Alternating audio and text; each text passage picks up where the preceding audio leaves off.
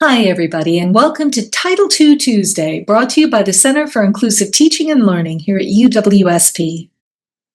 We're moving right along. We're at weeks 8 and 9 of our bite-sized remediation, and hopefully everybody's staying on track with their Title II accessibility remediation work. This installment of Title II Tuesday is a little different from previous weeks.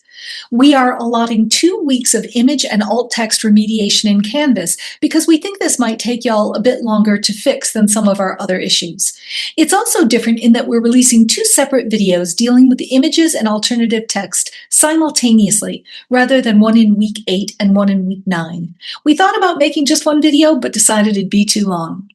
In the first video, we'll talk about why alternative text is important, some best practices for alternative text, how to use Microsoft Copilot to help you write alternative text, and some basic remediation practices. This will cover what you need to know to make most of the images in Canvas accessible. Our second video will cover how to handle images that are complex. Complex images are those that can't be adequately summarized in fewer than 120 characters, including charts, graphs, infographics, and images of text. Making these images accessible includes a little bit more detailed description, and they're handled a little bit differently. So let's jump in. As instructors, we use images in teaching all the time. Images are great for capturing attention and increasing engagement.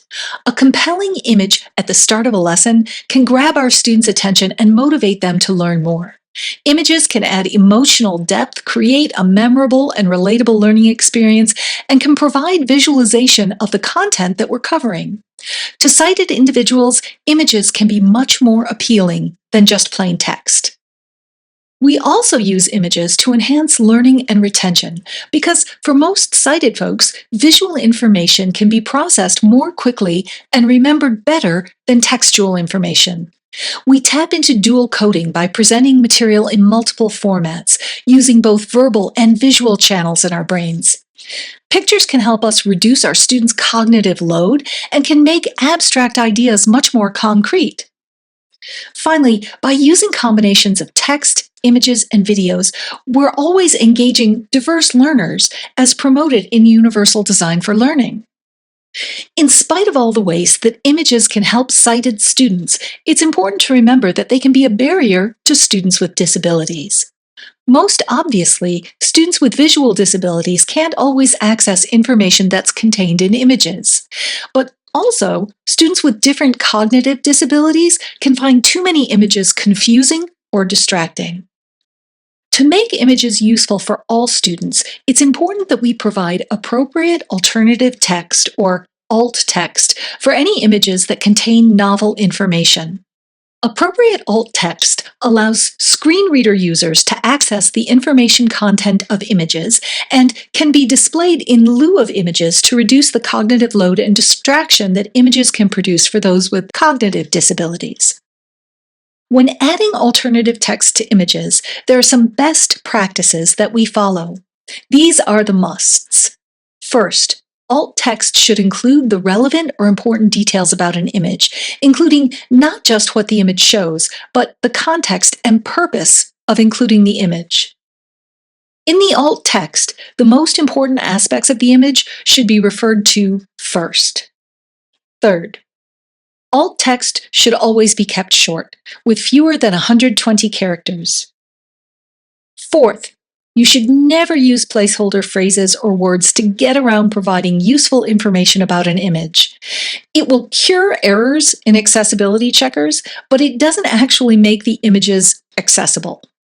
So we don't want you to use things like photo, image, or picture as the alternative text. We need it to be descriptive of what's in the image. Finally, the default alt text for most images in Canvas is the file name. File names do not provide adequate description of the context or purpose of the image, nor description of the image itself. So they should not be used as the alternative text. In addition to that list of musts, when you're crafting alternative text, you need to consider the following. First, the tone. It should be neutral and free from superfluous adjectives. Beautiful, creative, and other value judgments are typically irrelevant to understanding the image.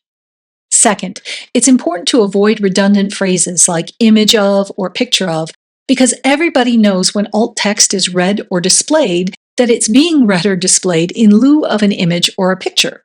Third, remember to pay attention to the mechanics of writing in your alt text. Spelling and grammar are always important.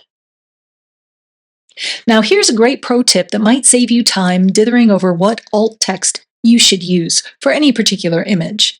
That is to use Microsoft Copilot to draft your alt text. To do this, upload an image to Copilot in Microsoft Edge and request alternative text. It's important to include in your prompt the purpose of the image and the length of alt text you want, which is 120 characters or less. On to some good news. Not all images require alternative text. So, how do you know if you need to provide alternative text for an image? Begin by asking yourself these two questions. First, is the image purely decorative? If the image is just for visual flair and provides no meaningful information, it's decorative. If the image serves any purpose other than decoration, then it needs alternative text. Next, is the relevant information in the image conveyed by the surrounding text? If the image information is fully described in the body of the text, then the image is not the only means by which students can get the information. This reduces the image itself to decoration. You put it there so sighted people can have a shortcut or an alternate form of the information that you've provided in the text. Those with visual disabilities or cognitive disabilities won't miss anything if they remain unaware of the existence of that image. In both of these cases, if you answered yes, you can mark the image as decorative so that screen readers will just skip it. You only need alternative text for images if they provide information that is otherwise unavailable to the students. Normally, this is when I summarize the specific issues that might be flagged by Canvas or UDoIT, but this time I'm skipping over that. You'll see why in just a couple of minutes. But just so you're aware, the issues are all summarized on the bite-sized remediation guide overview page for weeks 8 and 9. Instead, I'm going to move right into how we remediate accessibility issues with images and alt text. As always, there are two approaches, and where you start will probably depend on how many images you've got in Canvas and how familiar you are with your Canvas content. Since one of the main things alt text should encompass is the purpose of an image, it's sometimes easier to start on the Canvas page, discussion, or assignment in question, because then you have access to the full context of the image. If you do this, simply click on each image and access the image options. This will allow you to enter appropriate alt text following the best practices that we discussed earlier. Alternatively, you can work in UDoIT. Complete a scan of the course, then access the UFixit tab. Filter your results to include active issues, then scroll down to the bottom and select images from the issues list. This will return all the image-related errors. You can change the alt text directly from the UFixit interface when you review any of these errors. So what does all this look like? Let's start with using Copilot to generate some alt text.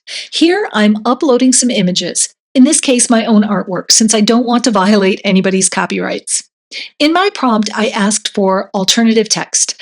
I'm specifying why I included specific images. In this case, because the title of the artwork conveys important information that allows users to interpret the image. This image is entitled POTUS Addresses Congress.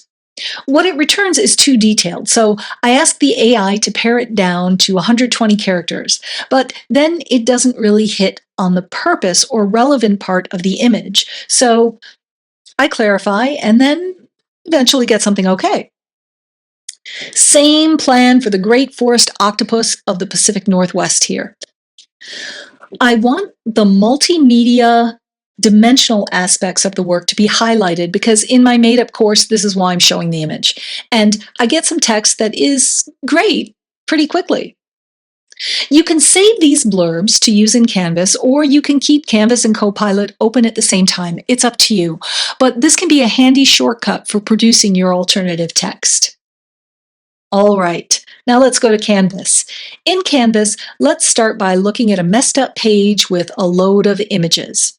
In the Rich Content Editor, I can click on any image to reveal image options. When I do this, it pops open a window that allows me to enter alt text according to our best practices, or I can mark the image as decorative. In UDoIt, I scan my course, then access the UFixIt tab, and use the filter to pare down the results. You should always make sure that you're looking at active issues, and then, in this case, select images from the issues types. See, this is why I didn't go into the specific errors. You can get all of the image errors at once rather than having to identify them one at a time. You can correct alt text issues, including having alt text for a decorative image, because decorative images should not have alt text. That's what makes them invisible to screen readers. Using the file name as the alt text, using a placeholder, like the word photo, as the alternative text, exceeding the recommended length of alt text, all of these can be fixed directly in the UFixIt tab. Simply paste or type in better alternative text, click Save, and move to the next image. Remember that many of the images we include in our teaching materials don't actually require alt text because they're purely for visual interest or because the information they provide is already available in the text. For those images that require alt text because they provide necessary information or context, be sure to follow best practices when writing that alt text. In part 2 of this series on images, we'll tackle what to do with complex images that can't be summarized in 120 characters. And that's this week's Title II tip, brought to you by the Center for Inclusive Teaching and Learning here at UWSP.